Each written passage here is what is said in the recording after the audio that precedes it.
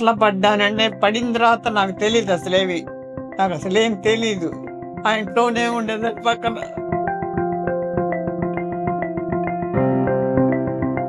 నా పేరు Rajyalakshmi.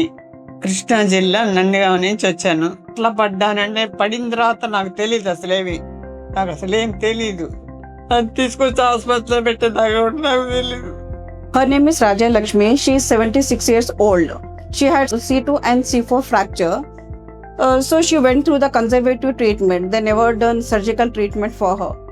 She came here, Uchwas Center, for further treatment. When she came here, she had severe problem of vertigo, and she has upper limb and lower limb muscle weakness. She was unable to walk, and she was unable to stand also. So by taking treatment here, now she is able to walk under supervision. Here we mostly concentrate on the strengthening exercise of upper limb and lower limb. Now she is able to do all the activities. Now the pain also reduced. Before she had complaint of severe neck pain. Now the pain is reduced. Here now she is able to do all the activities. ఇప్పుడు బాగానే ఉన్నానండి. నడుస్తున్న భర్త ఆకర పట్టుకుంటే నడుస్తా.